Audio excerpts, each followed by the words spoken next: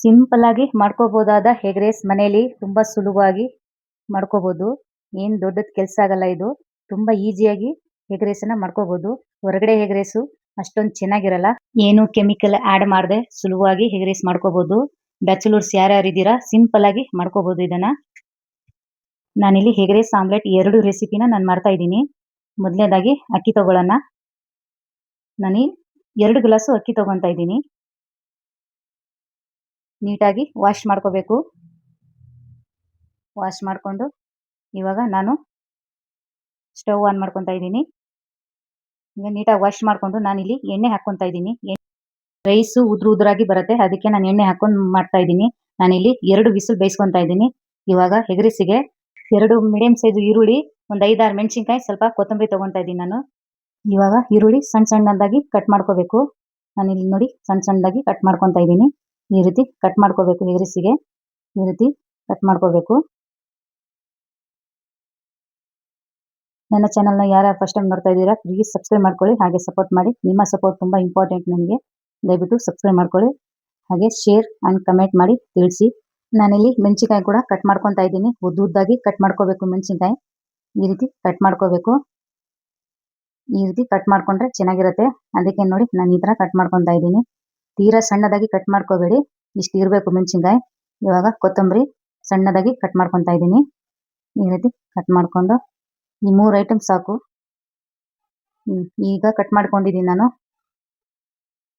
ನಾನಿಲ್ಲಿ ಎಗ್ ರೈಸ್ಗೆ 2 ಮೊಟ್ಟೆ ಹಾಕ್ಕೊಂತಾ ಇದ್ದೀನಿ. ಈಗ ಸ್ಟವ್ ಆನ್ ಮಾಡ್ಕೊಳ್ಳೋಣ. ಇವಾಗ ಸ್ಟವ್ ಮೇಲೆ ನಾನು ಬಾಣಲೆ ಇಟ್ಕೊಂತಾ ಇದ್ದೀನಿ.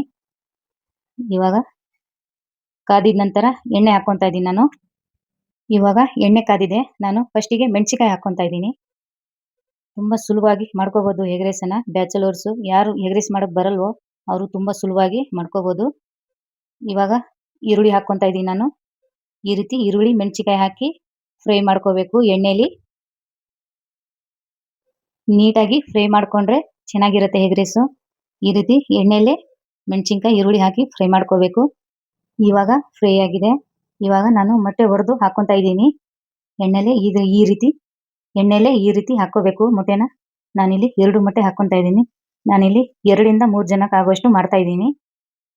ನೀವು ಮನೇಲಿ ಎಷ್ಟು ಜನ ಇದ್ದಾರೋ ನೋಡ್ಕೊಂಡು, ನೀವು ಎಷ್ಟು ಜನ ಇದ್ದೀರಾ ನೋಡ್ಕೊಂಡು ನಿಮ್ಗೆ ಎಷ್ಟು ಸರಿಯಾಗಿ ತಗೋಬಹುದು.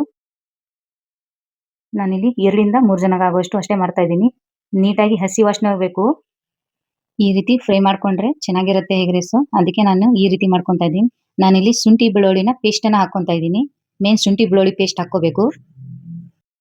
ಶುಂಠಿ ಬೆಳ್ಳುಳ್ಳಿ ಪೇಸ್ಟ್ ಅನ್ನ ಹಾಕಿದ್ರೆ ಚೆನ್ನಾಗಿರುತ್ತೆ ಫ್ಲೇವರು, ಅದಕ್ಕೆ ಮೇನು ಶುಂಠಿ ಬೆಳ್ಳುಳ್ಳಿ ಪೇಸ್ಟ್ ಹಾಕೋಬೇಕು. ನಾನಿಲ್ಲಿ ಚಿಕನ್ ಮಸಾಲ ಹಾಕಿದ್ದೀನಿ.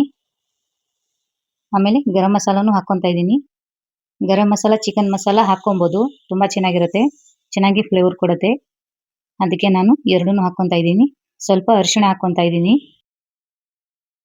ಸ್ವಲ್ಪ ಖಾರದ ಪುಡಿ ಹಾಕ್ಕೊಂತಾ ಇದ್ದೀನಿ ನಾನು. ಇದು ಬೆಳಿಗ್ಗೆ ಮೆಣಸಿನಕಾಯಿ ಖಾರದ ಪುಡಿ ಇದು, ಅದಕ್ಕೆ ನಾನು ಸ್ವಲ್ಪ ಖಾರದ ಪುಡಿ ಕೂಡ ಹಾಕ್ಕೊಂತಾ ಇದ್ದೀನಿ.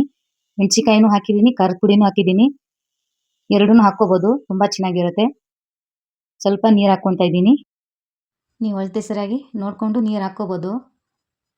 ನೀವು ಮಾಡೋ ವಿಧಾನದಲ್ಲೇ ಗೊತ್ತಾಗುತ್ತೆ ನಾವು ಎಷ್ಟೆಷ್ಟು ಹಾಕ್ತಾ ಇದ್ದೀವಿ, ಎಷ್ಟು ಜನಕ್ಕೆ ಮಾಡ್ತಾ ಇದ್ದೀವಿ ಅಂತ. ನಾನಿಲ್ಲಿ ರುಚಿಗೆ ತಕ್ಕಷ್ಟು ಉಪ್ಪು ಹಾಕ್ಕೊಂತಾ ಇದ್ದೀನಿ. ನಾನು ರೈಸಲ್ಲಿ ಕೂಡ ಉಪ್ಪು ಹಾಕಿದ್ದೀನಿ, ನೋಡಿಕೊಂಡು ಹಾಕ್ಕೊಂತಾ ಇದ್ದೀನಿ ನಾನು. ಈ ರೀತಿ ಹಾಕ್ಕೋಬೇಕು. ಇವಾಗ ಕಸ್ತೂರಿ ಮೆಂತಿ ಆ್ಯಡ್ ಮಾಡ್ತಾ ಇದ್ದೀನಿ ನಾನು. ಕಸ್ತೂರಿ ಮೆಂತಿನೇ ಹಾಕ್ಕೋಬೋದು, ತುಂಬ ಚೆನ್ನಾಗಿರುತ್ತೆ ಫ್ಲೇವರು, ಅದಕ್ಕೆ ನಾನು ಕಸ್ತೂರಿ ಮೆಂತಿ ಕೂಡ ಹಾಕ್ಕೊತಾ ಇದ್ದೀನಿ. ಇವಾಗ ಕೊತ್ತಂಬರಿನೂ ಹಾಕ್ಕೊತಾ ಇದ್ದೀನಿ. ಸ್ವಲ್ಪ ನೀಟಾಗಿ ಫ್ರೈ ಮಾಡ್ಕೋಬೇಕು. ಈ ರೀತಿ ಫ್ರೈ ಮಾಡ್ಕೊಂಡ್ರೆ ಚೆನ್ನಾಗಿರುತ್ತೆ. ನೋಡಿ ಆಗಿದೆ. ಇವಾಗ ಈ ರೀತಿ ಮಾಡ್ಕೋಬೇಕು. ಇವಾಗ ಬೇಯಿಸಿರೋಂಥ ರೈಸ್ ಹಾಕ್ಕೊತಾ ಇದ್ದೀನಿ ನಾನು. ನೋಡಿ ಅಳತೆ ಸರಿಯಾಗಿ ನೋಡ್ಕೊಂಡು ನಾನು ಹಾಕ್ಕೊತಾ ಇದ್ದೀನಿ. ಈ ರೀತಿ ಹಾಕ್ಕೊಂಡು ಎಲ್ಲನೂ ಮಿಕ್ಸ್ ಮಾಡ್ತಾ ಇದ್ದೀನಿ ನಾನು. ಇವಾಗ ನಾನು ಸ್ವಲ್ಪ ಕೊತ್ತಂಬರಿ ಕೂಡ ಹಾಕ್ಕೊತಾ ಇದ್ದೀನಿ ಮೇಲ್ಗಡೆ.